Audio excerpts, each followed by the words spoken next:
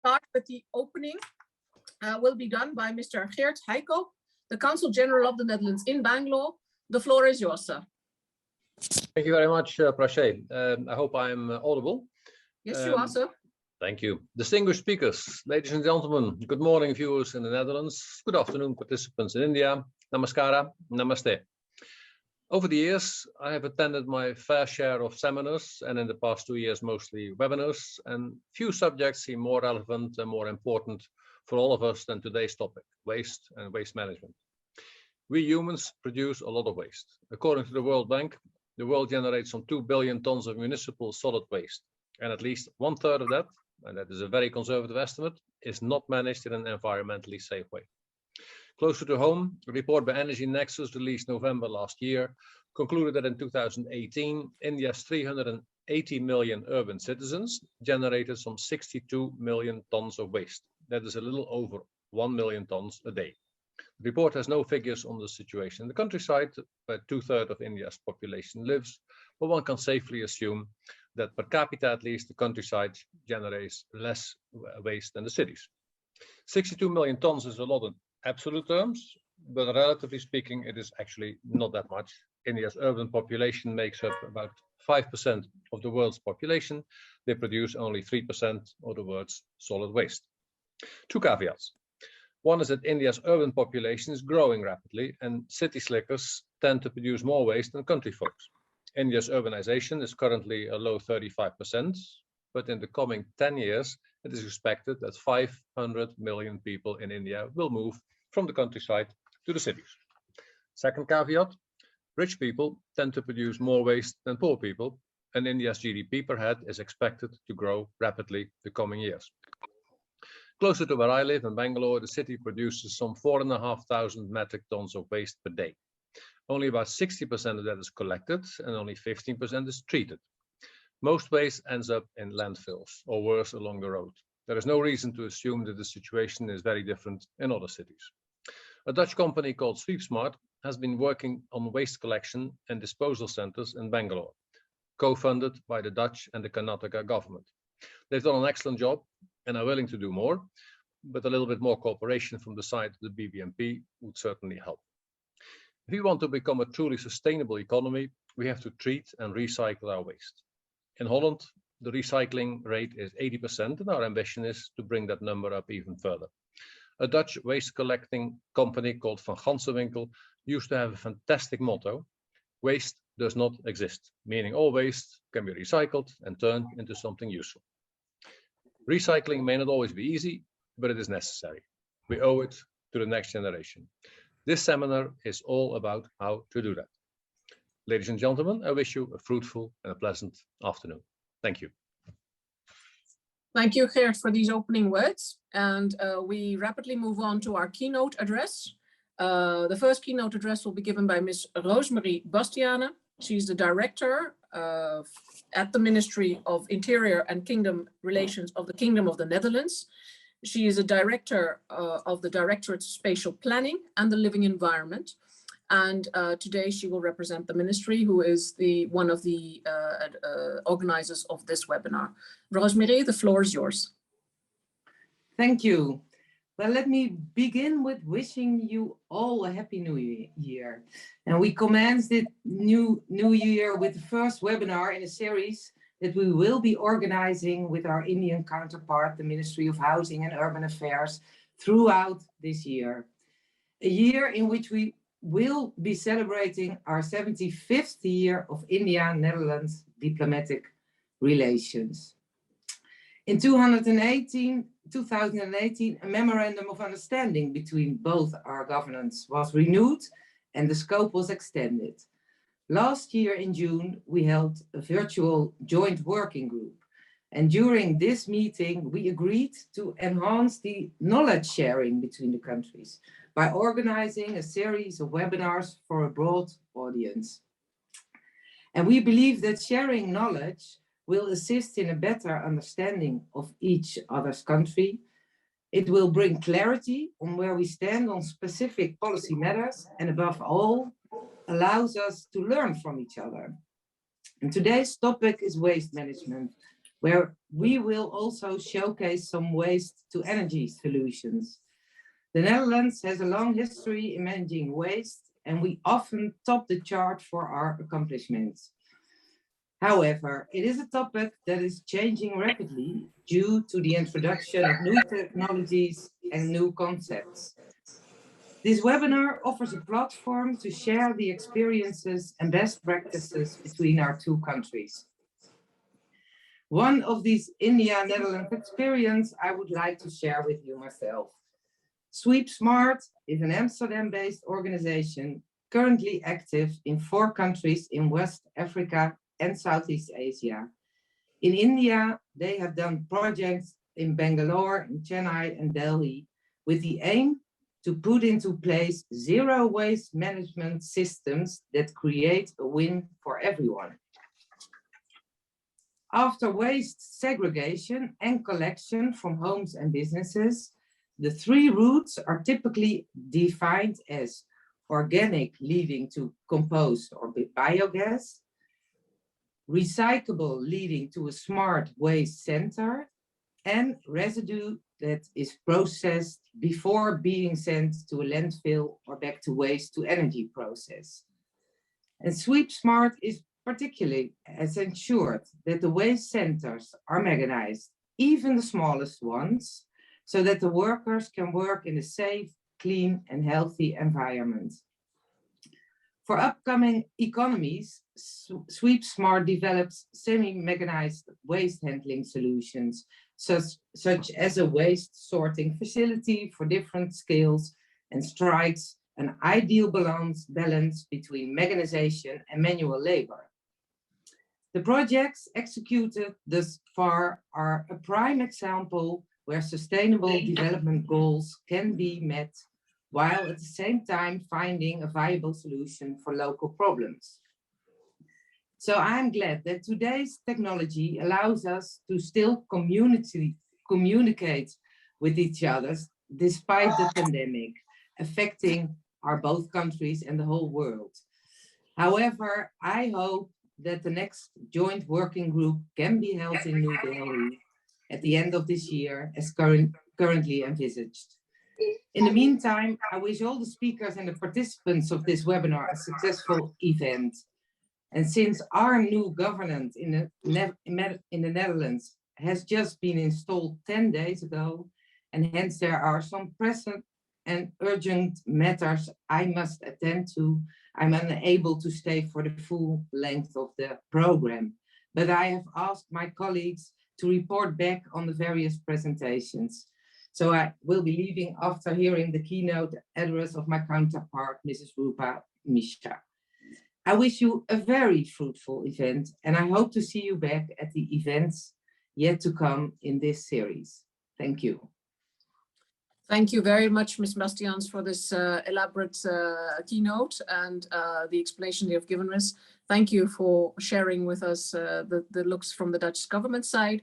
And I'd like to now give the floor to your counterpart, indeed, the keynote address to Ms. Rupa Mishra, who is the Joint Secretary for the Ministry of Housing and Urban Affairs of the Government of India. Ms. Rupa Sharma deals with Swachh Bharat Abhiyan mission. She's the national director for it. She pilots the issue of solid waste management in the country and contributes with different state governments and the urban local bodies in it. She is also comes from the Odisha cadre and has done various jobs in water and sanitation in her previous designations, as well as healthcare and employment. Ms. Rupa Mishra, we'd like to give the floor to you and look forward to hearing from you. Thank you. Thank you very much. My colleagues and counterparts from the Government of Netherlands, distinguished guests and speakers, all participants in this webinar. Warm greetings from the Ministry of Housing and Urban Affairs, Government of India, and a very happy new year to all of you. Though, of course, the year has started with a brush with the third phase of the pandemic, but human resilience is something that has been exceptional and outstanding during these times.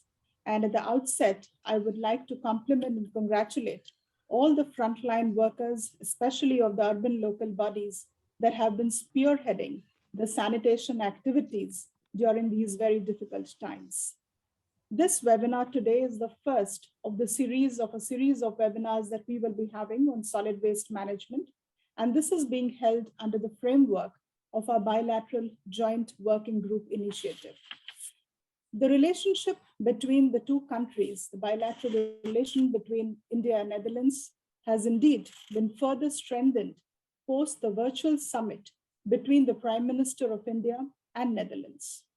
And we look forward to a very fruitful cooperation in wide-ranging areas, including trade, water management, urban development, agriculture, science and technology, and public health.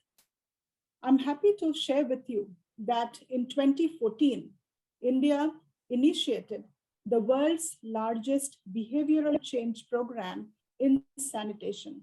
And the journey that India has traversed in the past 6 years has been encouraging, has been quite exceptional in very many ways. Starting from a meager 14% of waste processing in 2014, India today effectively manages 70% of the waste generated on an average.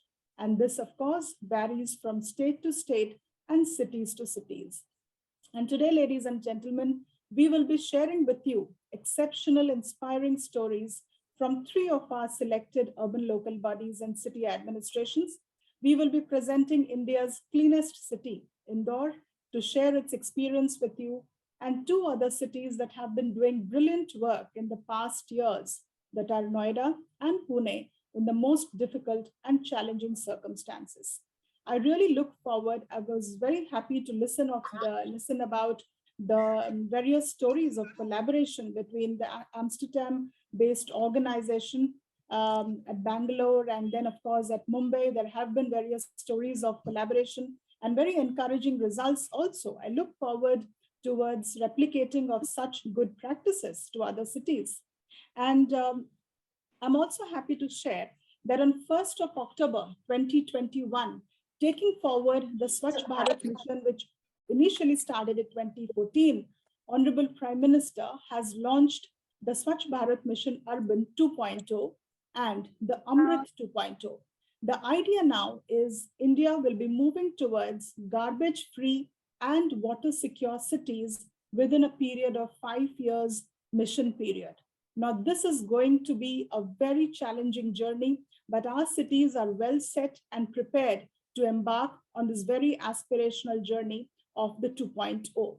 And when our cities will be sharing, they will be sort of also highlighting and indicating the preparedness towards scientific waste management in a better way, which comes under the garbage-free mandate. India and Netherlands have a very strong cooperation in the sector of water management. Even though today's webinar is specifically on solid waste management, I would like to draw a point towards the gray water management and black water management also, because the aspiration of garbage-free cities and water-secure cities will be incomplete unless we address both aspects of scientific solid waste management as well as the used water management. Therefore, I look forward towards cooperation and collaboration in those areas as well. I would also like to highlight that the cooperation in science and technology is one of the high priority areas. So with collaboration in solid waste management, in grey water management, in used water management, Netherlands can converge on the economic, social, and technology points, making an impact on the rapidly growing urban India. Also, skills upgradation is an important part without which we will not be able to achieve this vision very well. And I see enormous opportunities of collaboration and capacity building and knowledge sharing between the Indian cities and the cities and institutions of Netherlands, so as to reap the benefits of the experience on both sides. I would specifically like to highlight a possibility of collaboration amongst the leading universities and institutes in Netherlands and those based in the government on the Indian side, so that we have a sustainable knowledge sharing model between two nations. I'm very happy that this webinar will provide a platform of sharing of best practices between the cities on both sides. And I really look forward to listening to all the speakers and also exploring how to have some kind of a collaboration model so that during this coming year, we benefit from the experiences and learnings of each other. I wish all of you the very best, and I congratulate and compliment and thank my counterpart from the government of Netherlands side for the kind cooperation. Thank you, all of you. Thank you, ma'am. Thank you very much for your words and for your words of inspiration for taking this also further the coming year. Indeed, it will be a similar series of webinars. One of those in the line which we're looking at is something related to water. So I hope we can take on your points in that regard as we continue. And without much ado, I would like to go to the next speaker so we can actually get into the learnings part from the various cities. The first speaker up is Amsterdam, who will be speaking on the waste management in Amsterdam, together with, that will be Mr. Christian Noorde from the municipality of Amsterdam, and he will be co-hosting this with Mr. Evert Lichtenbelt, CEO Harvest Waste. Christian, the floor is yours, and you could then. Yeah, thank you much. Thank you very much, Percy. And good morning and good afternoon, everyone. My name is Christian Noorde, and as Percy said, I'm accompanied by Evert Lichtenbelt. In the next few minutes, we're gonna take you through a little tour through Amsterdam. Yeah, there you are. And also just want to highlight the policies that we currently have in place when it comes to waste management and our ambitions, also to connect it to our circular ambitions. And it's always good to start off to see where you come from. And that's why we always use this perfectly nice picture of this canal in Amsterdam, which we're all known for, but I don't think many people know it for looking like this, full with garbage. This is probably in the 60s, 1960s, and it shows that Amsterdam has come from a long way when it comes to waste management.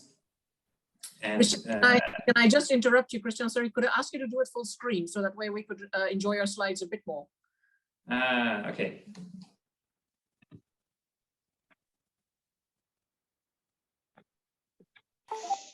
Yes, thank you. Is this now full screen? Yes, thank you. Yes, thank you very much. Oh, okay. Then I go to the next slide.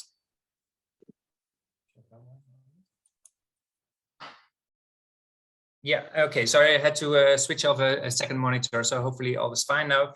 First of all, when we look at the city of Amsterdam, when we look at waste management, we work with 3 pillars. And first of all, we look at the services that we provide in our city to provide dumping stations and also collecting systems for our citizens and companies to ensure that we achieve a clean city. Creating good services within the city is never enough when it comes to waste management. I think a strong emphasis is also on the behavior of our own citizens, that they use the services that we provide in the right way and also have the right mindset, that they understand why they are separating waste, for example, or recycling waste or going to repair stations. It's very important that it's a joint effort, and not all responsibility is, of course, within the local government when it comes to waste management and creating a clean and sustainable city. That's why we have a special pillar that dedicates a lot of effort in, well, teaching sounds is maybe not the right word, but at least we're trying to influence the behavior of the people that work and live in Amsterdam and also visit Amsterdam, because that's also an important part of Amsterdam. Is the big growth in tourism has created a lot of pressure on public space, and it is not always been seen as a clean city. The third pillar is where I will talk a little bit more about is the raw materials. And it has a close connection towards the circular ambitions of our city. I think it's very important to see what comes in and out of a city when it comes to, I'll go to the next slide just to show you. When you talk about raw materials and also material flows in the city, we try to allocate or at least show all the materials that come in and out of city following the consumption and production of our citizens and companies. And I think you have to be aware of what you use and what pressure you put on the materials you use for the whole city or for the city as a whole. And what we try to achieve with that is that we basically have to rethink our whole economy. We should go from the take, make, waste economy towards a more circular economy. And I know it's a little bit too small on this screen, but you see the triangle with all the different steps in the ladder of circularity. Perhaps for some of you, this might be a familiar picture.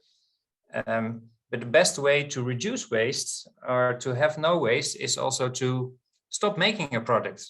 If you don't use it, don't produce it. And if you go all through this ladder, you see to rethink how you can make a product, to reduce the number of products that you use, to reuse it, to repair it, refurbish, refabricate, repurpose, recycle, or recover. And basically that's the last step where you incinerate the materials to create some energy. So to take out the last bit of value of a product. And completely at the bottom, you would dump it basically. What we're trying to achieve in the economy and also what we facilitate in Amsterdam is that we want to ensure that we create as less waste as possible, and also see where our materials will come from. So we also have to look at the impact that we have. Where are our products produced? What impact does it have also on social effects? And that's why we are currently working on a whole strategy for circular economy. We have a number of ambitions in that aspect, and that first of all, in the short term, this year, we're already aiming to have 10% of circular procurement in the city of Amsterdam. And we're working towards being a 100% circular city, and that's all connected with our ambitions in the city to also be climate neutral in 2050. We have a circular strategy in our city, in the city of Amsterdam, that is basically connected with our climate neutrality ambitions and sustainability agenda. We do think that those really go hand in hand. In order to be a sustainable and clean city that is also climate neutral, we absolutely have to rethink our economy and look at more local approaches, less use of raw materials, and also work very hard on innovation on how to reuse and repair the products that we have. And there's a lot of steps that I could go more in depth, but basically this is the path that we have towards 2050. And we are very much open to hearing also from other cities in India, how they will look at this timeline, and also to see what innovations they have when it comes to reducing waste flows in and out of the city. And also an expert in that field, of course, is Evert Lichtenbelt, who is sitting next to me. And we'll talk a little bit more on harvest waste, and I will give the floor to you, Evert. Thank you, Christian. Welcome, everybody. Thank you, speakers, also the speakers that were before me for the kind introductions. Waste is a very important topic. Landfills, especially the goal of our company, which is a spin out of the municipality of Amsterdam, actually. Our company's mission is to close all landfills. Landfills have a huge impact on climate change. Landfills are the third largest emitters of methane. The methane pact that was signed in the COP26 underlines the importance of methane reduction. landfills are really the end of the line. So most speakers that we'll hear are in front of the waste cycle, either at producer level or at household level, collecting and recycling, but still, in the end, a part of all the waste will go to landfills and does at this time. Projected growth of waste in India is 100% over the next 25 years. So we all need to join forces, change behavior, and start collecting all the waste and recycling as fast as we can. Hopefully we'll make it before the waste just overflows the country and the world, maybe. The ADB has got a path for developing circular economies. Here it says there's 8 steps. The first step is to build the waste to energy plants. This we've done in Amsterdam as well. And around it, step 8, Eco Park has grown. So what we propose to do is through the ADB strategy is build eco parks. Eco parks are powered usually by waste to energy facilities that replaces the landfill, but also sorting, recycling. Nowadays also hydrogen production takes place, and of course desalination of water, which is also a big urban problem. So, Christian, I'm just going to interrupt you to say that you've got 2 minutes left to final information. And 2 slides. So let's see if we can make it. So these eco ports, eco parks are very important in order to make the whole system work. Here we have a master plan that we've done together with the municipality of Amsterdam and Waternet. So we totally confirm the importance of the combination of water and waste management in one go. Here you see different waste systems. On the right side is the Amsterdam system. On the left side is the system currently in place in a city in Maharashtra. And the transformation from the one to the other is something that governments need to think about, which steps to make when and how to get from one to the other. We are active in India as a company, but also advising. I've been to Indore, actually, beautiful and very much impressed with their waste system, and to Pune as well. Great ambitions and good companies there, I must say. We visited JBM, a company in Haryana. They've built a waste to energy plant. They're planning to build an eco port. We've talked to the government over there, so we have really high hopes, and we're very impressed with the steps that India is taking. Thank you so much. Thank you, Christian. And both Evert and Christian, thank you very much for your co-presentation. If you could stop sharing your screen, yeah, thank you very much. And then we will continue on to the next speaker, which is the waste management in Leeuwarden by Mr. Peter Hogeveen from the municipality of Leeuwarden. And that also in co-production with Mr. Jaap Veenenbos, CEO and Chairman SUSB. Jaap will be sharing his screen, and first up to speak will be Peter Hogeveen. The words, the floor is yours, Peter. Yes, thank you very much. Jaap, if you can please share the screen, so that would be great. Yeah, I will wait for the screen. Yes, sharing. there you are, and now you can start. Thank you. Okay. Thank you very much, Prachi, and thank you, everybody. Good afternoon, everyone. My name is Peter Hogeveen. I'm Senior Advisor on Waste and Raw Materials at the Municipality of Leeuwarden. I will do this presentation together with Jaap Veenenbos, as mentioned. I would like to tell you something about the chain before waste is processed. That is the waste policy, rather waste raw materials policy of Leeuwarden. The next slide, please, Jaap. First up, some facts about the municipality of Leeuwarden. It is located in the north of the Netherlands. It has about 125,000 inhabitants and 61,000 households and 30% high rise. Our duty of care is to collect waste. Next slide, please, Jaap. Great, thank you very much. What is our current waste policy? Well, it's a combination of sorting before collection and sorting after collection. And for waste that we want to collect separately, we have a high level of service to make it easy for our residents to separate waste. This is for paper, glass, garden waste, organic waste, and textiles, for example. As a result, at the moment, we yearly collect 70 million kilograms of waste. This is 560 kilograms per resident per year.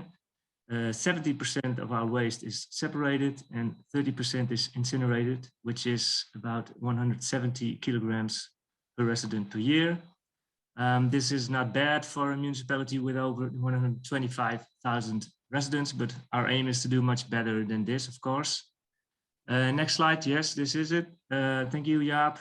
What happens to our waste? Well, in this figure, you can see what happens to our waste. As mentioned, we collect 560 kilograms waste per resident. In the purple box, you can see that we collect 208 kilograms per resident via the gray residual waste bin or via the underground container. The waste that we collect is separated into 6 streams. 2 types of plastics, cans, drink cartons, residual waste, and compostable waste. This is the after sorting. And as of 2022, we also can separate diapers. After extracting all of the recycled materials, we are left with residual waste. This is residual waste which cannot be recycled and which we convert into renewable energy, which is incineration. This is about 127 kilograms per resident, and this is the gray box in this figure. So idealistic, via this gray waste bin, we only collect non-recyclable residual waste plus the materials that we want to collect after sorting. We do not want any other streams in the stream. We rather collect them separately, like paper, waste, and organic waste, because it's cheaper and this also enables us to recycle these raw materials. But because people also use these bins for throwing away organic waste, the compostable waste, the part is sorted from the other residual waste and fed into a fermentation tower and converted into biogas. When organic waste is collected separately, we are able to produce compost. This is of course more circular than producing gas. Good. Separate collection also is needed for paper, textiles, and glass. Why do we want these separately? Well, because when paper and textiles are wet, and they are when they are collected together with organic waste, they become worthless and we cannot recycle them anymore.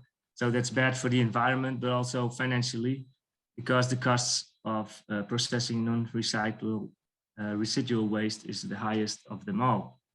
Good. Our ambition for 2023 is already on the picture on the screen, is to decrease the amount of residual waste that is incinerated from 170 kilograms to 100 in 2023, and further on 0 kilograms in 2050.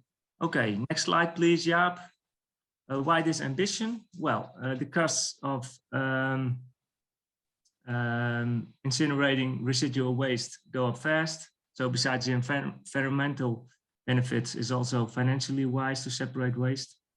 So if we reduce waste and separate our waste properly, there is less to incinerate. We are able to prevent raw materials from being incinerated and costs are lower. How to realize our ambition? How can we influence the behavior of our citizens? And how can we improve waste separation? By doing that, decrease the amount of residual waste that is incinerated. Next slide, please, Jaap. Well, 2 times a year, we're doing a sorting test of the content of the gray waste bin and the underground container. We see that roughly 40% of the content in weight, that is organic waste. But furthermore, we see paper, textiles, and other waste streams. As mentioned, we prefer to collect these separately. Well, these waste streams have in common that they have a relative high mass density. Next slide, please. Roughly, there are 3 instruments which the municipality can use to increase waste separation. First up is communication, of course, letting people know what waste has to go in which container. Second is the service. For example, we have a high service level when it comes to collect organic waste, paper, glass, textiles. And the third instrument is the financial instrument, and that's where we focus on as of 2023. Next slide, please. So the financial instrument is not one we use at the moment, but as of January 2023, the municipality of Leeuwarden applies a new household waste policy. This involves the following changes. Normally, every household pays a yearly fixed tax for the collection and processing of household waste. As of 2023, our residents will pay a fixed rate and a variable personal rate per year. And the fixed rate depends on the size of the household, and the variable rate is calculated by how often you dispose of waste in the underground container or how often you present the gray waste bin for collection, plus the weight of your waste. So we have to weigh the containers. Because of the streams that have a relative high mass density, people will notice that if they do not offer these heavy streams waste via the gray waste bin, they have a less kilograms to pay for, and therefore the tax will be lower. And this is the key. Of course, some people are motivated because of the environment, but with this new instrument, the financial instrument, we now also attract people who are influenced for financial reasons to increase waste separation. We are convinced that this is the way to decrease our residual waste from 170 to 100 in 2023. Well, this is the last slide, communication of Go. Of course, when you introduce financial instrument, you cannot introduce this solely. You have to combine all the instruments like communication and service. So this is the way to get people going. Okay, I'd gladly give the floor now to Jaap Venebos, who will tell you everything about the processing of waste. But Peter, just before you go, I'd like you to answer one question that's come up in the chat, which was a question of clarification. That is why I'm using it. Somebody, Ms. Divya Kalra, has asked, is residual waste mixed waste from residences? Is that what you mean by residual waste? Yes, well, it is mixed waste, but it's residual waste, which I mean is waste you cannot recycle anymore. That's the ideal situation, that we only collect waste that we cannot recycle anymore, plus the waste we collect after sorting, and those are the streams which I talk about. Okay, thank you. My email address is on this slide, so if there are any more questions or need some more information, please use this mail address. Okay, thank you. And then Jaap, can you? Thank you, Passé. Ladies and gentlemen, good day. Thank you for the time to speak. So my name is Jaap Venebos. I represent Sustainable Business Development. We are a Dutch initiative with a zero waste to energy concept. In short, our concept is about that we do not sell technology, but we do buy the municipal solid waste problem to produce compressed biogas and produce recyclables. The way we do this is that we do take in the municipal solid waste, and that we have a process in place, which is, by the way, partly based on the installation as being used by the municipality of Leeuwarden, that has as key features that there is no emissions, no incineration, the plant itself is autarkic, and we produce zero waste. This means that all the incoming fresh unsorted municipal solid waste is treated and that there is zero waste going to any dump site. Important is that we do contribute to the green fuel transition and that we have the support from NERI, SATAT, Zwachtbrad mission, and we strongly support the United Nations Development Objectives. In fact, our concept is based on two steps. The first step is sorting dry and wet. And the second step is that we produce gas through dry anaerobic fermentation, which is in many places used in the world, but not yet in India. Our plants are modular designed.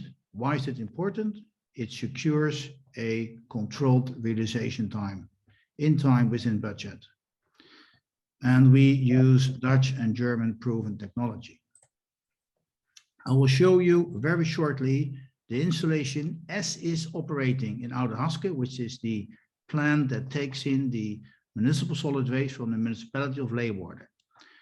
And that has an extremely high efficiency in terms of dry wet separation, over 95%, followed by a few views on a gas plant as working in Germany.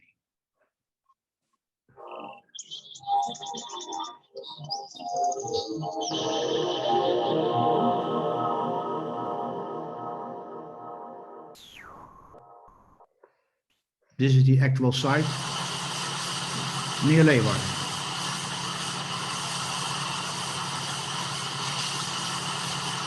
Where you see on the background the drum sieves that do take out 95% plus of the wet waste from the unsorted MSW.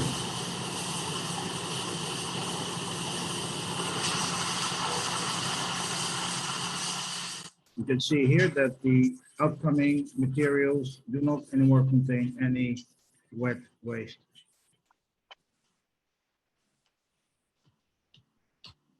And now we go to Germany.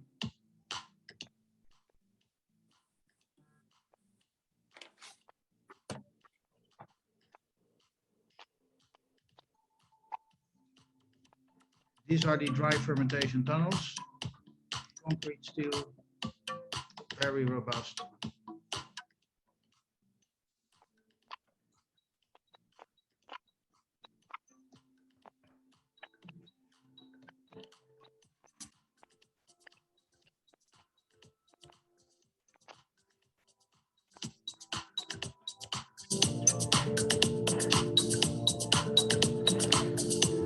This is the resultant compost. These are the tanks where we collect the gas.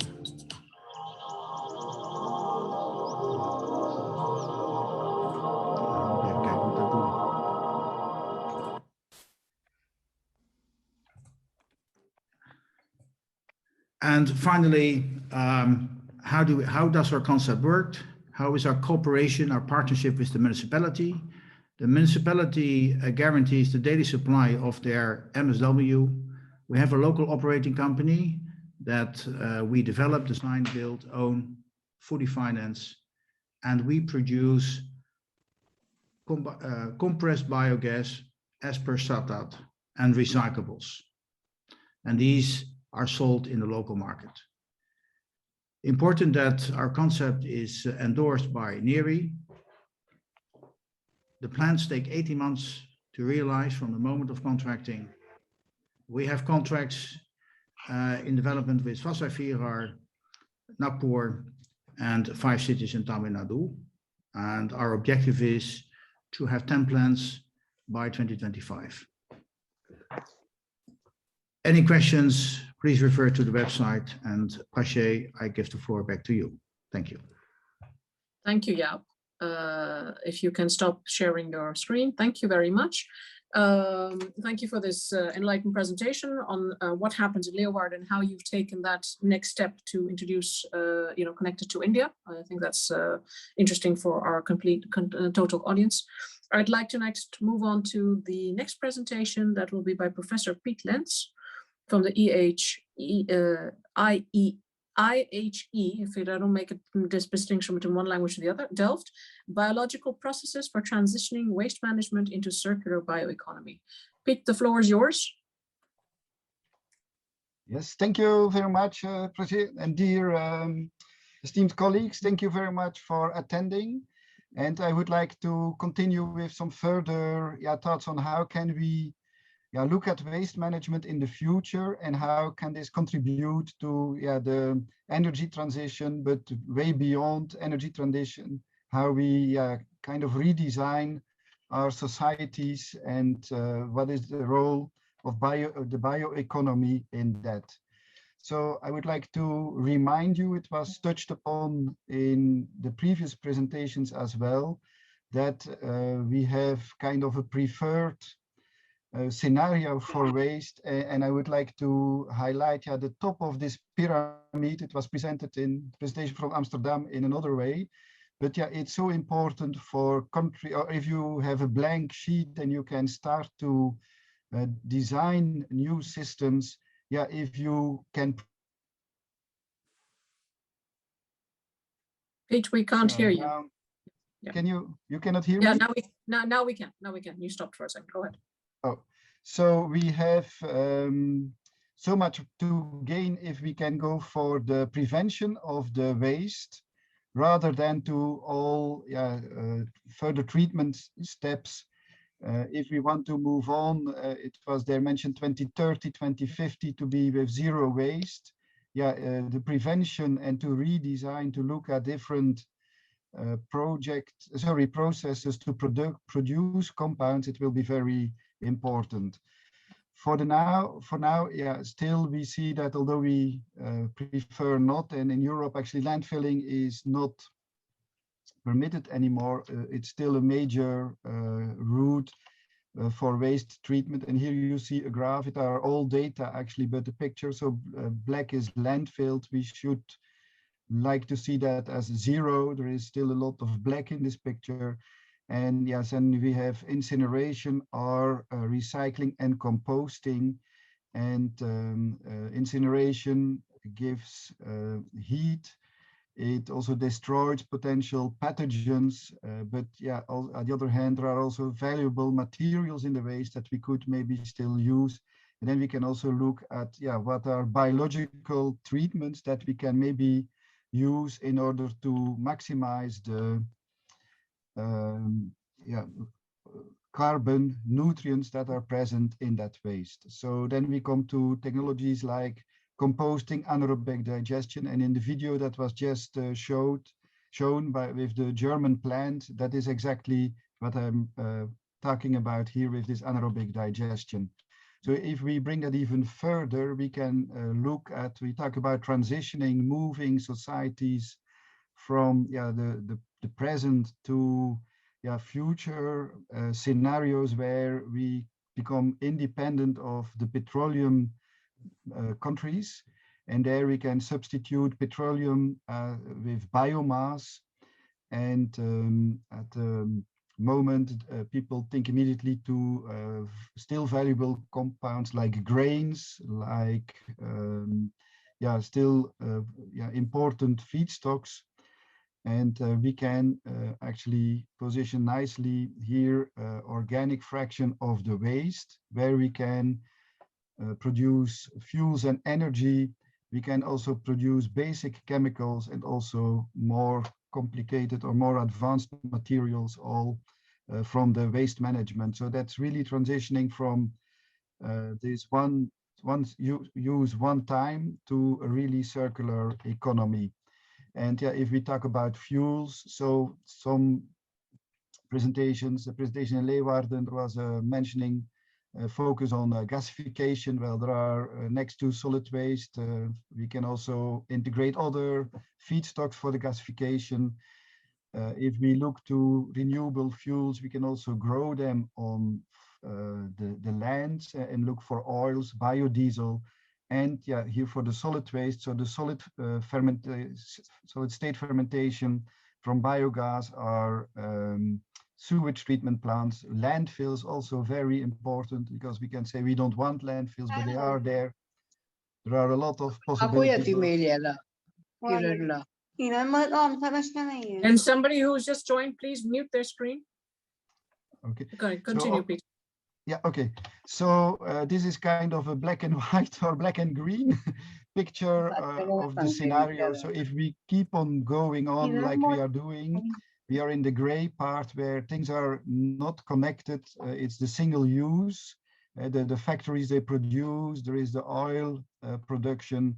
And yeah, basically we have this techniques, this technologies approach. It has brought us to where we are now. We cannot complain that we have achieved quite a lot in standards of comfort, revenue by the companies.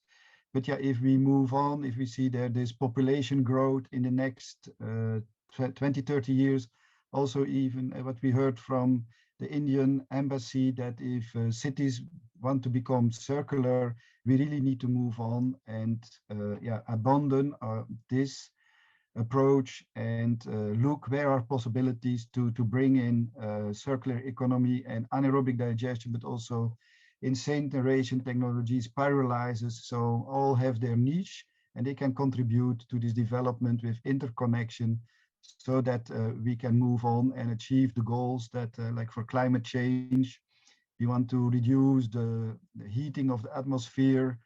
Yeah, all this can be achieved with redesigning how we are doing the current practices. I would like to point to the potential, huge Pete, potential. just to give you a warning, I've got 3 to 4 minutes left. So I just want Yes, that's fine. Thank you. So I would like to stress that in this scenario, agricultural residues, forest residues, animal manure, organic waste from some municipal solid waste has a place. And I would like to point out to the typical waste in India, where there is a considerable fraction of organic material that we can make use to the anaerobic digestion or other anaerobic technologies, environmental biotechnologies, industrial biotechnology to produce compounds. So this is what happens in the tank that was shown in the previous video. Actually, microorganisms are there and they produce different compounds. We know quite a lot on all these different bioconversions. And actually in this picture of the bioeconomy, we can pick what do we want. Do we want bioenergy, biochemicals, biomaterials? And we know with the processes, we can go for a tailor-made production of whatever our focus would be.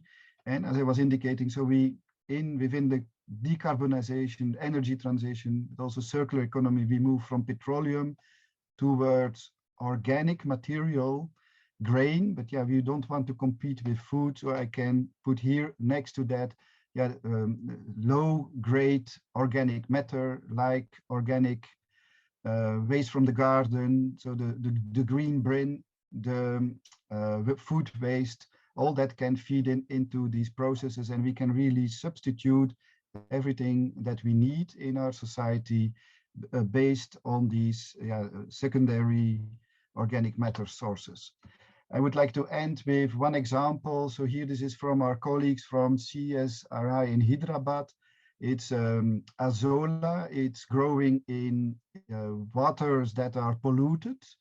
And we collect that azolla and we can produce a whole biorefinery of that. You see here, carbohydrate, protein, biodiesel, hydrogen, VFA for platform chemicals are to use it again in the process. So a lot is possible technologically. And I would like to point to a few obstacles maybe, or that we have to look and make tailor-made solutions on the conditions. Like for instance, in India, temperatures are usually, depending on the region where you are, in the mountains not that much, but in south of India, the ambient temperature is much higher compared to Netherlands. So there we have an issue. Anaerobic digestion will be typically less efficient in low temperature. So in India, higher temperatures are a bonus for anaerobic digestion. For incineration, it's the other way around. There, the waste heat from incineration, if you have 30, 40 temperature, ambient temperature, then the incineration process and the cooling down can become an issue. Financial issues or subsidies is also influencing the outcome. I was working myself on a project with a rice farm in Italy, where we were looking at solid the rice residue. So the waste, the corn the stover of the rice, and there we did anaerobic digestion. The methane was subsidized at that time, and our process had a payback time of 8 years. So the companies were very interested, and basically the farmer diversified next to the farming activities, he had also an anaerobic digester where the rice straw that he took from the field, he put simply covered, methane was formed, and in 8 years he had to pay back. But then the subsidy was reduced or completely gone, and then payback time became 20 years, and then this process was a no-go for rolling out with other farmers. And the last very important point. Yep. Yeah, sorry. Can I ask you to wrap up because we're running. The last very important point is the regulations. So in the circular economy, the waste becomes a resource. Actually, there is no waste anymore. And then like with the pandemic, we have to be very careful if we now classify everything as a resource. Regulatory regulations are rightfully protecting our health system, and there we have an issue. How can we balance out if we would consider, for instance, potential contaminated waste as a resource, and how to use that? So I would like to thank you and conclude with this slide where I show that anaerobic digestion can contribute to this carbon neutral circular economy, and that it connects the farms, the business, the city, the urban and the rural systems. And there is a great potential to integrate waste management into this energy transition and transition towards circular economy. So thank you very much for your attention. Yeah, thank you, Peter. If you can stop sharing your screen. One request to all participants one more time that you please mute yourself because it's coming through the speakers. Now, to move on quickly, as I've given some leeway to all the speakers because they are interesting. However, of course, we do have a time slot to continue on. And I would like to first call up the next speaker. It would be Waste Management in Pune by Mr. Vikram Kumar. He's the Municipal Commissioner of the Pune Municipal Corporation. Sir, the floor is yours. Good evening, ma'am and sirs. Can you hear us? Yes, we can. Yes, we can. Thank you. Please continue. Good evening. I'm Dr. Kunal. I'm presenting on behalf of Vikram Kumar sir, on behalf of Pune City. And at the outset, I would like to thank all dignitaries present for today's. You have now I cannot hear you for a second. So we were here. Yes. Sorry, yes, we got, I think, disconnected. Mainly I'll be presenting best practices in Pune City, and our presentation will be mainly focus on our sanitation workers as well as participations of the citizen and use of technology in solid waste management. Next. Pune is one of the largest city in India in terms of population and geographical area, with a population of 65 lakh and area of 519 square kilometer. It is one of the largest municipal corporation in India.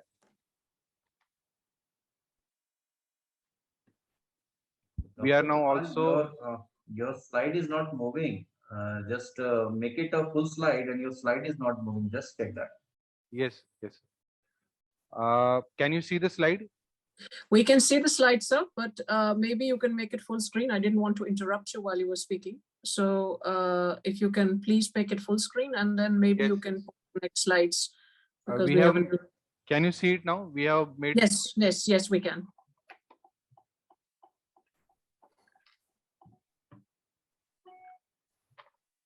I cannot hear you, sir, though. Pune City is one of the most futuristic and livable city in India, and it is IT hub, automobile hub, education hub. So we are standing on our cultural legacy and also having a futuristic vision with the use of technology. Next.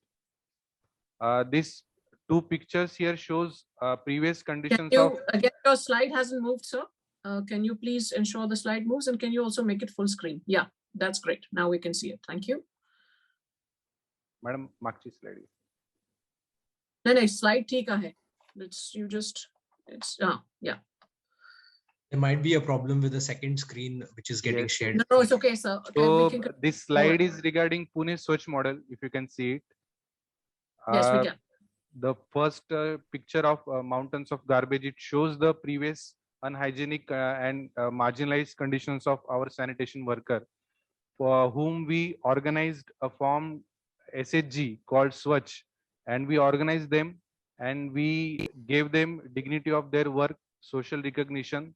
It became a mode of social transformation, and as you can see in the picture, now they are provided with the uniform, they are provided with self-employment, and they are provided with all protective equipments through which they go door to door, and they have been instrumental in door to door collection of waste in Pune city since last 15 years.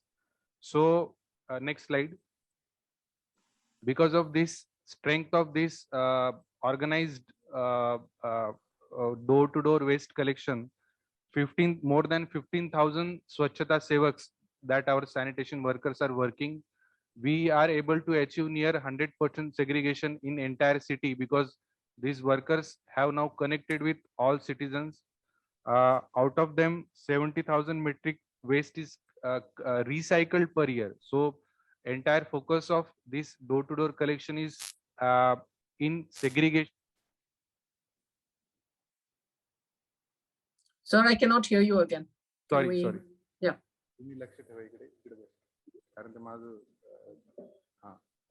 So through this segregation at source, we are able to achieve better recycling, better reuse, and more than 50% member of this organization are women only. So we are covering 13 lakh properties, which is a huge number of properties in this area. And total waste handled per day is more than 2,200 metric ton, and more than 10,500 plus beats are swept daily, which is in 519 square kilometer of the city. Next slide. As we see here, our honorable Prime Minister is giving respect to sanitation workers, and following on his guidelines and his inspiration, we are conducting regularly felicitation of our sanitation workers, through which they are given a status and appreciation of their work in city, in our wards. Next. As I mentioned just before, we are focusing on recycling, reuse of these kind of waste. So red dot campaigning for sanitary waste, we are implementing this, we are carrying out this red dot campaigning, through which Swachh workers alone are handling more than 50 metric ton of sanitary waste each day. And soon we are going to have a state-of-the-art plant with the help of Procter & Gamble, which will recycle this sanitary waste, and that will be one of the zero waste plant, through which every component of that waste will be recycled. We Collect is one of the organization which collect reusable articles, and mostly 60 to 70% of those articles are reused, and 30 to 40% of those articles is recycled. Then Pune city also started one of the first of its kind project in country, where we started collecting thermocol separately. We have thermocol manufacturers who have taken this producers responsibility, and we are giving that segregated thermocol to them, and they are again making use of that recycled thermocol into manufacturing of new thermocol. So we are ensuring that recycling of this thermocol is also happening. Next. As a positive impact of this initiative, we have been able to save 23 lakh trees through paper recycling. 8 lakh metric ton of carbon dioxide emission is avoided. 34 crore liters of petrol consumption is avoided. 90 crores are saved through uses. This all study have been done by UNISCAP in 2018, and this number is only increasing every year. Next. As a result of this collective efforts, we have been able to constantly achieve high rankings in our national campaigning in Swachh Bharat Abhiyan, Swachh Sarvekshan. In last Swachh Sarvekshan, that is in 2021, we were able to secure 5th rank in the country in million plus cities, and we were also awarded a best self-sustainable big city and garbage free city 3-star ranking. So we only aim to achieve higher and higher ranking, and through which we will be able to achieve cleanliness in the city. Next. For more and more people participation, because Pune have legacy and culture of active citizens group, we were able to unite them through various initiatives. One of the flagship initiative was launched by our honorable mayor, in which more than 1.5 Pune lakh participated, and on to had this citywide drive in which 80,000 kilogram of plastic waste was collected in more than 500 places. And that unique idea of Plogathon was launched, and it was inspired by our Honorable Prime Minister's plastic collection drive. Next. Some of the photos of this Plogathon drive and Swachhata pledge, that is sanitation pledge, taken by all stakeholders in the city. Next. And as our honorable prime ministers inspire us, this Swachhata or sanitation has become a movement, a people's movement in the city. So various initiatives in which our elected representatives as well as our administrative officers regularly take part, and we involve people from all age group, from citizens to senior citizens to students, and Swachhata pledge and other activities are being taken there. Next. As I mentioned in the beginning, Pune is one of the most historical city, and we have many heritage structures. So we also took a campaigning of cleaning these heritage places with help of some of the volunteer organizations. So one of the organization cleaning one of the heritage structure is being shown here. Next. And we are celebrating many international days called World Washing Hand Day, Toilet Day, or freedom from plastic, etc. Next. Next. Next. So again, going back to total waste is more than 2,000 ton per day, out of which 50% is wet waste and 50% is dry waste. We are doing 100% processing of the waste. No garbage is being dumped in the open. So in terms of processing capacity, we have more than sufficient capacity. We are adopting newer and latest technologies also. Next. This is one of the innovative innovation which we have adopted, through which people are more bent or more convinced towards recycling. Swachh ATM will be soon launching in the city, in which people can donate plastic, metal, or glass bottles or other waste, and they can get some or the other kind of consideration, through which they will be incentivized to deposit this waste for recycling. Next. To promote recycling and make it a financiable, viable model, we are reusing this recycling the and making furniture, through which corporation is using this kind of furniture in our gardens or in our public places. Next. So can I ask you to start wrapping up? Yes, we will be. Yeah. I will be completing soon. This is some of the photos through which advanced mechanization in our solid waste management department can be seen. We are using more and more advanced technology to reduce our manual handling of the waste. This is one of the Jatayu waste suction machine. Then for mechanical sweeping of the roads, we have these big mechanical sweepers which we are deploying. Next. Then another big recycler machine which is used to clean the drainage pipeline for the drainage maintenance. And alongside we can also see Bandicoot robot, which is there for automatic and robotic cleaning of manholes. Next.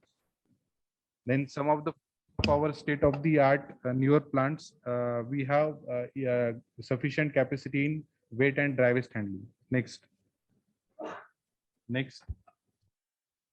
Biomining, as I think mentioned in one of the presentation, we are totally focused on biomining of our legacy waste and also scientific landfilling, so that none of the waste goes dumped or dumped in the open or without any scientific process.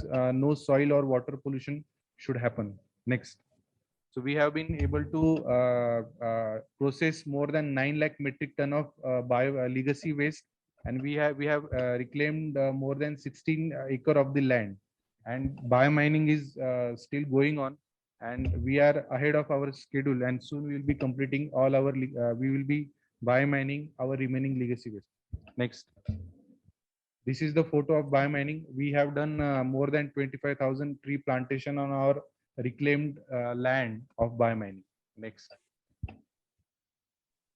Then we also have construction and demolition waste processing plant in the city, because Pune has continuous construction going on, and we are making in terms of bricks, sand, which is used for construction again. Next. Then as somebody was again mentioning about biogas, so we have decentralized biogas waste processing model through which we are generating biogas and we are using it for electricity generation. Next.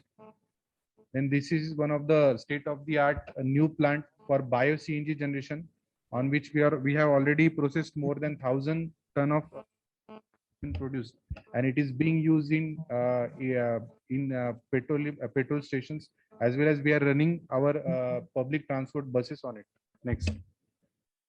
Some of the charging stations in these e-buses. So I'll be stopping here because next few other initiatives are also there, but looking at paucity of the time. So and we look forward to learn from Netherlands. I'll be happy to get their presentations as well as their contact, so we can get in touch with them and also see what latest technologies can be adopted in Pune. Thank you. Thank you, sir, for your presentation, and lovely to see what all innovations have been taking place. And I think likewise, I think the Dutch parties would all gladly receive your full presentation as well. So we will organize that from the back end. I would now like to give the floor for waste management in Indore to Ms. Pratibha Pal, Municipal Commissioner of Indore City. Ma'am, the floor is yours.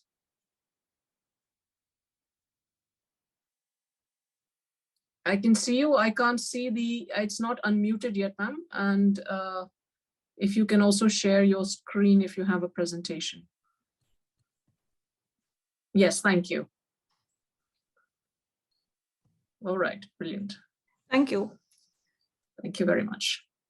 And if you can potentially make it full screen, it might be easier for our viewers. But if that's too much, then please do go ahead and continue. Yes, thank you very much. Thank you. Namaste, I'm Pratibha Pal, presenting Indore Municipal Corporation, India's cleanest city. Indore is a city in West Central India with a population of 3.5 million people.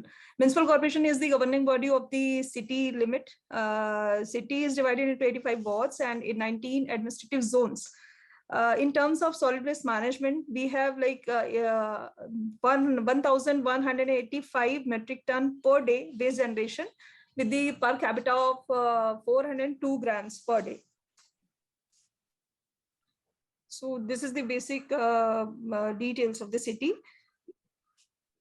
Indore has over 700 vehicles assigned in collection and transportation of MSW from source such as commercial, household, industrial, and other organizations. With the careful deliberation, we have devised a strategy to ensure 100% deployment of vehicles on predetermined routes with fixed number of workers on each vehicles. We do it on daily basis. All the vehicles are tracked through GPS system.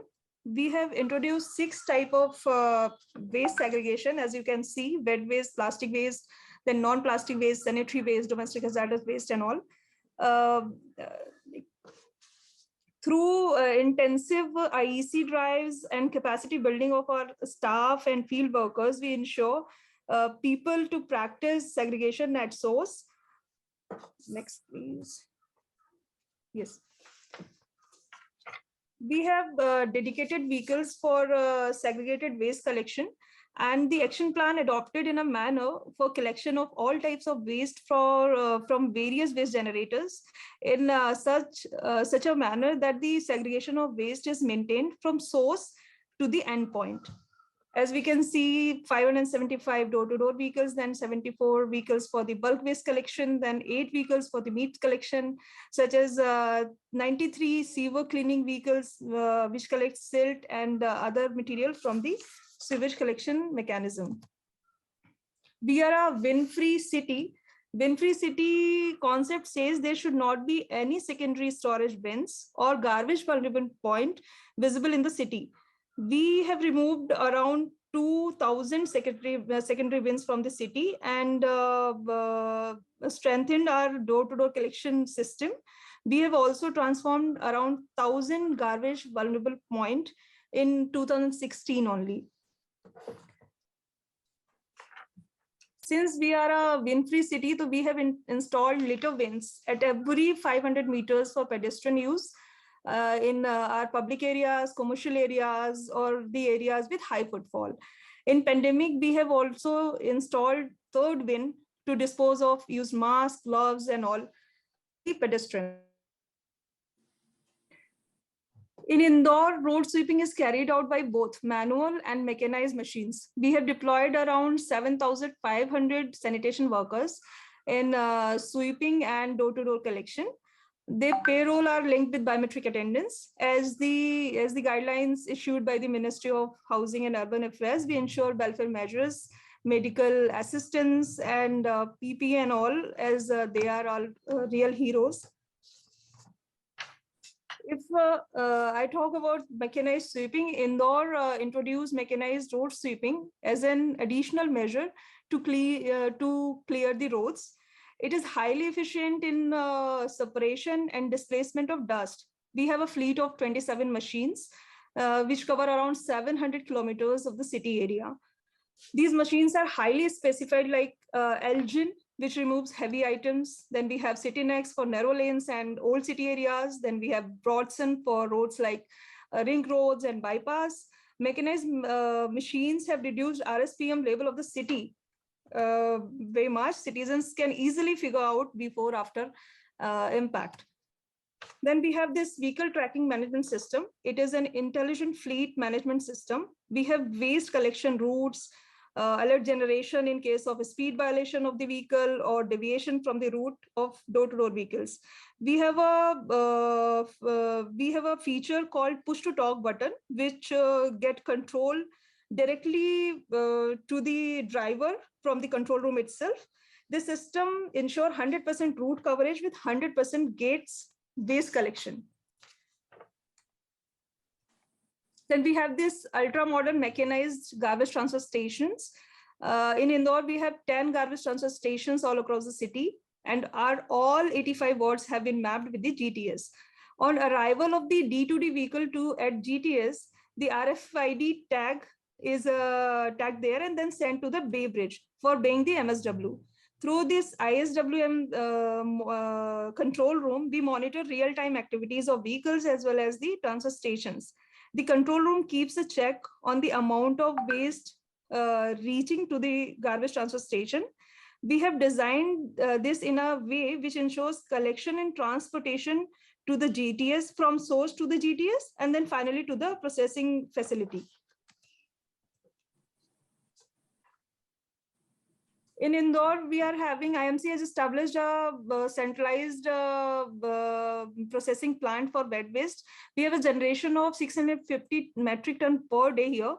We have set up a 500 TPD biomethanation plant, which is converting organic waste into bio-CNG. This is based on PPP model. And the vendor is providing us a premium of 1.52 crores per annum for a consistent period of 20 years. It is also generating like 18,000 kg CNG per day, which supports us our city transport system. These are our decentralized wet waste processing facilities, garden waste management. Then we have this on-site waste composters, bulk waste generators, home composters, mobile vans and all. This is our dry waste facility, processing facility. Indore generates around 480 metric ton per day dry waste. We have a 400 TPD capacity multi-recovery facility established in 2019. The dry waste sorted into 13 categories with the help of optical sorting technology and robotics. For example, papers and plastics segregated in the help with the help of air pressure, and metal through metals. 13 category are like metal, paper, cardboards, rugs, leathers, plastic and all.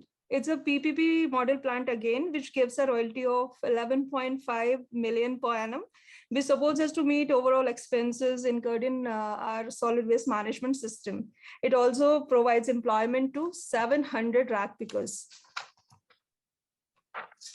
Then these are the facilities of e-waste. Collected e-waste is sent to impaneled agency, which is authorized recycler. Then domestic hazardous waste is sent to the again to the authorized vendor. Sanitation waste is sent to authorized processor for scientific and safe disposal. This is our. Ma'am, can I ask you to slowly start rounding up? Yeah, please. C&D waste is not considered to be the part of MSW stream. However, C&D waste is inert and usually disposed of in sanitary landfill site. So we have established a processing plant and 5 collection centers all across the city for C&D waste. Bioremediation, in 2016, a survey was conducted and it revealed that 100 acres of land was covered with 5-6 meters high heaps of MSW. We did a contour survey and started bioremediation and biomining. And result of this, it took almost 2 years, and we could reclaim 100 acres land after 1.5 saplings have been planted in last 3 years. It has now been transformed into the city forest. You can see it now. So we have scientific landfill site as well.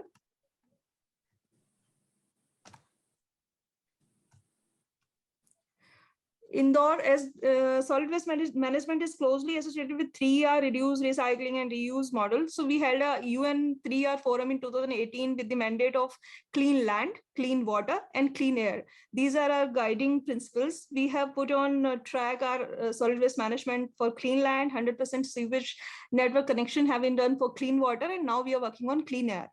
IMC encourages home composters around 56,000 waste. Our initiatives are shown here like Thela Bank, Bartan Bank, Neki Ki Diwar and all. These are our initiatives for recycling, reduce and reuse. IMC is the first municipal corporation in the country that successfully sold carbon credits and generates a significant amount of 10 CR. We had registered our waste to compost and biomethanation plant under the verified carbon standard program. The waste management facilities are running successfully because of the quality of segregated waste we are getting from our source. Then we have this grievance redressal mechanism as our city app. A citizen of Indore play a very key role in maintaining the city's solid waste management system in place. We have our very own 311 app, which is actively used by the residents to share their concerns as well as seek assistance if required in source segregation or home composting. These are some pictures from the city beautification point. We do graffiti, murals, slum improvements, dust-free roads, fountains and all. Indore is a part of National Clean Air Program, and in Air Quality Index, we fall in moderate category. The major concentration is of PM 2.5. We are working on industrial and vehicular emission by shifting them to cleaner energy. We have also imposed ban on solid waste burning and coal-based burners. And we are doing this air quality improvement program called Clean Air Catalyst with hand in hand with the USAID, WRI, EDF to target AQI below 55 in next 5 years. So this is our way forward. Air quality index is our topmost priority, as I have said. We are committed to scale up our zero waste wards for sustainable solution. And then yes, per capita waste reduction, which leads less waste goes to landfill, better for people and better for environment. Thank you. Thank you, ma'am. It's impressive to see what you have achieved in such a short period of time. And we'd love to have your full presentation as well. I'm sure a lot of people would like to see it if we may. Thank you very much for your time. And now I go to the last speaker before we enter the wrap up, and that is the waste management in Noida. That is Ms. Ritu Maheshwari, CEO in Noida Authority. Ma'am, the floor is yours, and I'm sorry we're running a little bit late, and I hope it doesn't stress on your agenda too much, as per for the participants as well. But please have the floor. Yeah, good evening, everyone. It's a pleasure indeed to present Noida solid waste management and best practices model today. I would like to request the host to enable screen sharing. I think you should be able to do it now, if all goes well.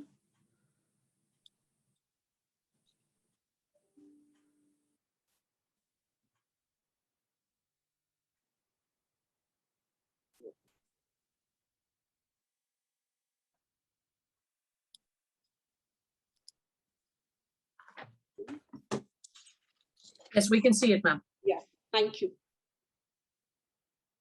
So Noida is the modern face of Uttar Pradesh. It is a part of NCR and it is the entry gate to UP. It is a very well-planned city and a unique convergence model of a city which is not only a developmental authority. It is an authority created for the development of the city, of the industries, the residential areas. It is also a city where all municipal functions are merged in the authority. The achievement graph as far as sanitation is concerned of Noida has been really, I would say, inspirational for everyone. Over a period of last almost 3 to 4 years, we stood at 300 rank in our category of size of cities. So it's been a jump from 300 to 150 last year. Then we stood at 25th. And finally, last year 4th. Is it some other screen which has come? I don't know, but we're back to your first slide for some reason. I'll just...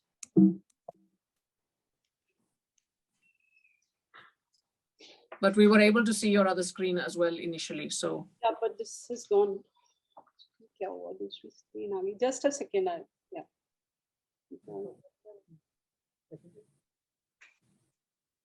Yeah. Yeah. So, this was in regard to the survection rankings. Apart from that, if we talk about open defecation free cities, in 2019 we were not a ODF city, but in 20 and 21 we achieved ODF++ rankings. It was a 1-star rated city in 2019. 2020 we moved to be a 3-star city, 3-star rated city. And last year was a major achievement where we moved on to be a 5-star garbage-free city, one amongst the 9 cities of the country. And in our size of population now, which is 3 to 10 lakh, ours has also been ranked as the #1 medium-sized cleaner city. Looking at the profile of Noida, it is a city with a population of almost 9 lakh, spread over an area of 203 square kilometers. Coming to the infrastructure connected with sanitation, we have ground level workers of a strength of almost 5,000 plus, with many more supervisory officials. We have involved different stakeholders in the sanitation process. More than 30 contractors are on board. We have around 58 centralized and decentralized processing plants, more than 300 motorized vehicles. Noida has a unique position in terms of being an industrial, commercial, educational hub and also a real estate hub. So bulk waste generators are a big challenge, and more than 775 bulk waste generators are there in the city. Now, prior to the interventions which Noida took, it had its own unique challenges with the contractual workers, which have always been there on contract, but have been more or less like permanent. They were a major issue to deal with. There were practically no toilets in the city.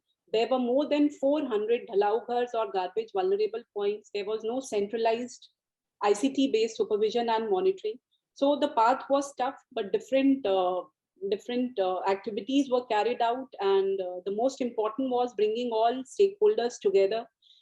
bringing them on one platform, aligning them to the idea of Swachhata, training and behavior change of our sanitation workers. Noida also has a unique problem of, it has an advantage of being in NCR, but another aspect is that it has a lot of population which is not belonging per se to the city. Most of the people who live in the posh areas or in the sectors, they are service category population who are migrant. So the feeling of belongingness to the city was not there. So aligning all of them to the ideas of my Noida, my clean city was a major challenge. Now, the journey has been through standard set processes where we have scientifically tried to manage each and everything from waste collection, from each and every stakeholder, transportation to the transfer stations, segregation into different categories of waste, then taking them to different kind of processing facilities, and finally to the landfill for final disposal.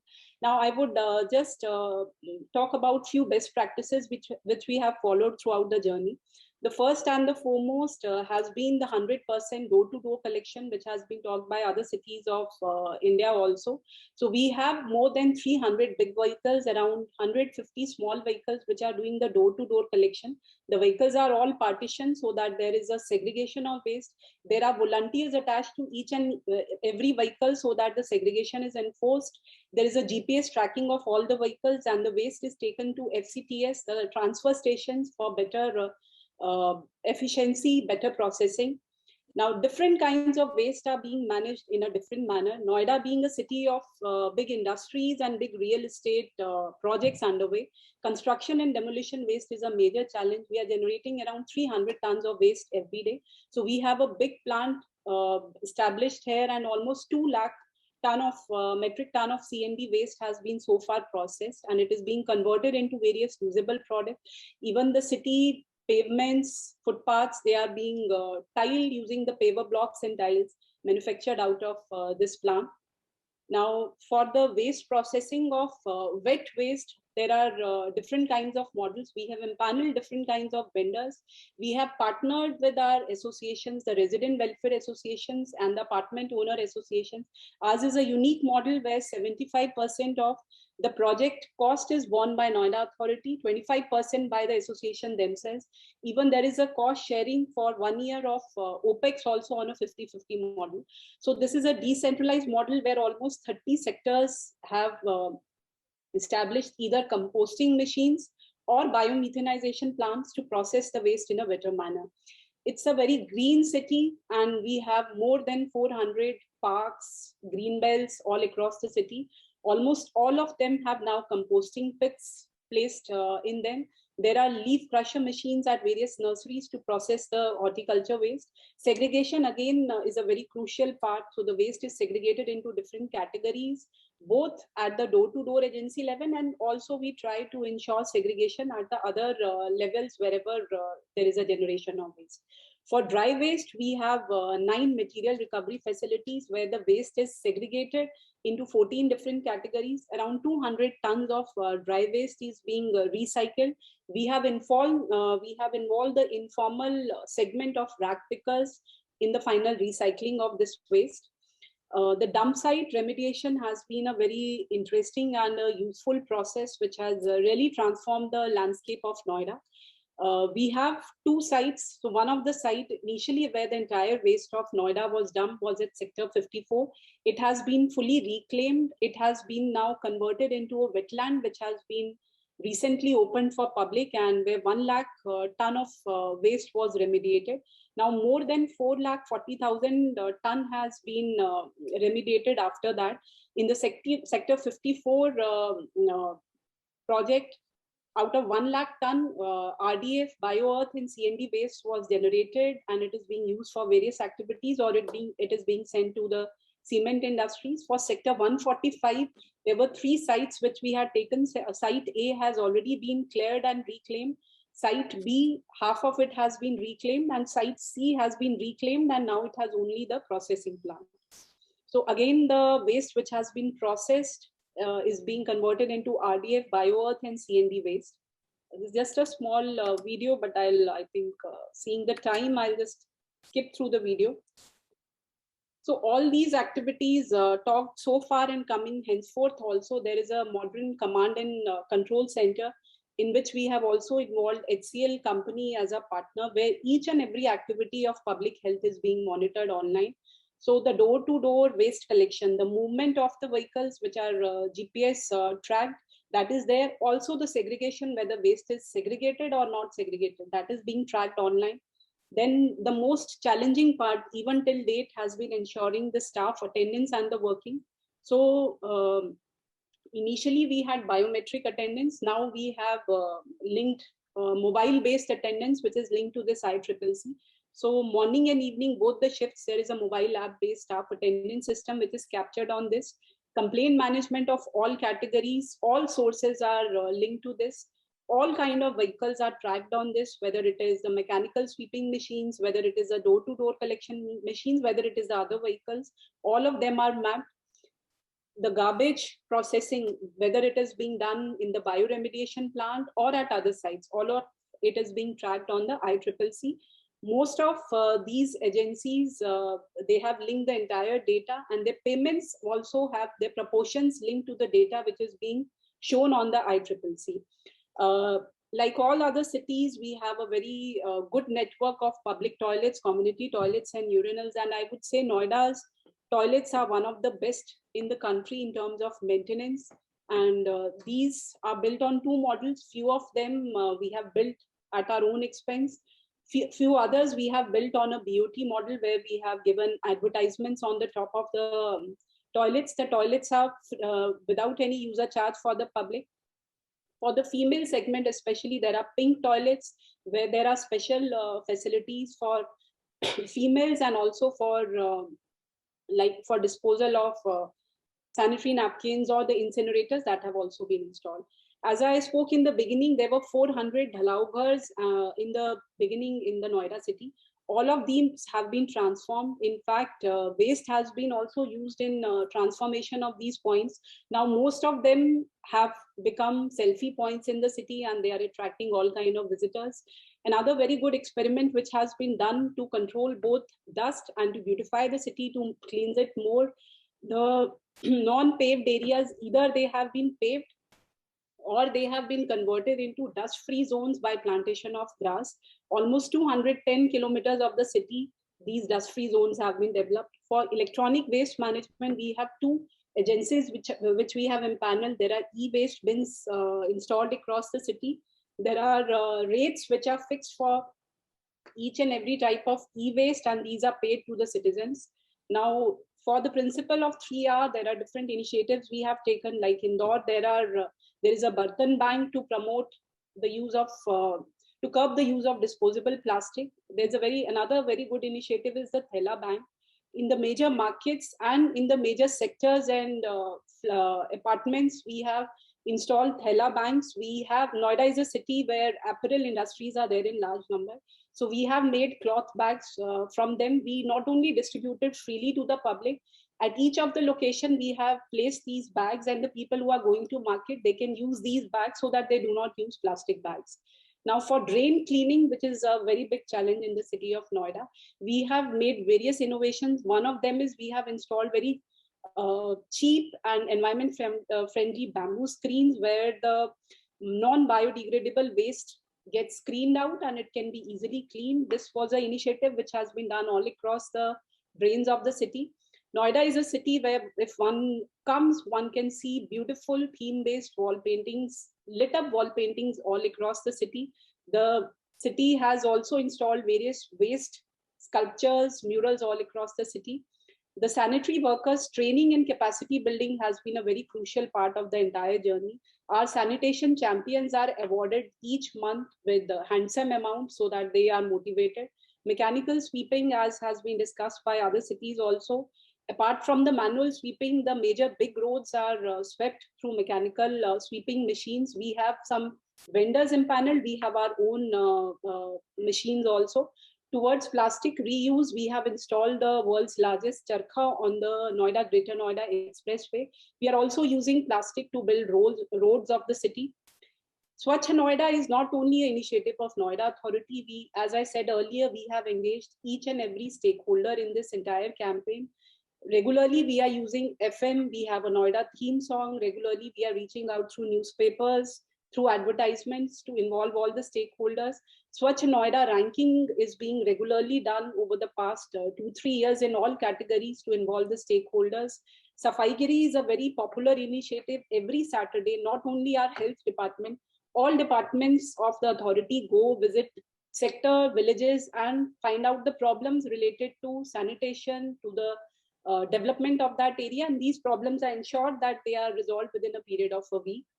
All these initiatives, we have been involving various industries, various partners from the city. HCL is a major partner. Other banks also have contributed a lot to the sanitation campaign. Now, moving for the way forward, we are setting up our first Swachh Bharat Mission Research and Innovation Cell, which will be an incubation tank for the authority, for the stakeholders. We have recently started an internship program also where public health is also a major activity. So this cell would try to find out what are the major challenges, what are the gaps, and to find out better solutions, also to scale up the startups and the initiatives which are coming up in this. So these were few of the initiatives which Noida has taken up for cleaning up and changing the landscape of the city. And we look forward to learning from the presentations made by Netherlands also today. Thank you. Thank you, ma'am, for a thorough presentation, and great to see what jumps you've made in such a short period of time. It's remarkable. Congratulations for that.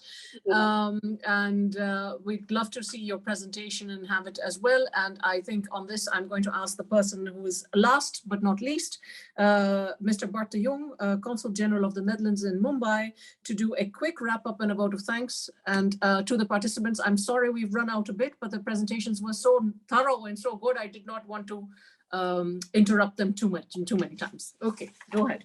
Bart, the floor is yours. Could you stop presenting your thing, Miss? Yeah, I'll just. Yeah. Thank you, Prachi, for giving me the floor and introducing me. Indeed, I'm Consul General of the Netherlands in Mumbai. Like Gert Heiko, my colleague in Bangalore, we have a special interest in waste management and circular economy because they're priority areas for the Dutch diplomatic network in India. I think we've come to the end of a very interesting webinar as far as I'm concerned. It's always good to exchange experiences, of course, to compare notes. But I think I learned a lot of new things about India today, and I guess that a number of you did so too. Like the examples of the Netherlands show, we have a lot to offer. The Netherlands has a lot to offer, especially when it comes to innovative technologies for waste management and treatment, ranging from fermenting and composting municipal solid waste to separating and recycling, but also sustainable waste to energy. We also heard from Professor Lenz that there is a lot of R&D going on in looking for substitutes for petroleum-based products. I thought that was very interesting. And also we heard a number of strategies for local governments, for local municipalities to increase the number of, or the percentage, I should say, of municipal solid waste that is managed in a circular way. Yeah, in fact, when it comes to circular economy, the Netherlands is one of the front runners in Europe, and I think we would be a hold on, that's of course what never happens, but especially when you're presenting, sorry about that. So I said when it comes to circular economy and waste management, the Netherlands is one of the front runners in Europe. On the other hand, I was very much impressed by the stories we just heard from Indore, from Pune and Noida. Very advanced, more than I had expected, and I think that's promising, especially as we heard from the Joint Secretary that the Ministry of Housing and Urban Development has ambitious goals for the whole of India. I think it's very very interesting to see where we can team up. There's a lot of opportunities, I think, and there's also a lot to be gained by cooperating, be it on science and technology in the waste management area, but also maybe cooperating in concrete commercial projects. So I'm looking forward. I can only hope that this webinar, which is also always a first step, but that this webinar is contributing to a closer collaboration between our two countries in this area.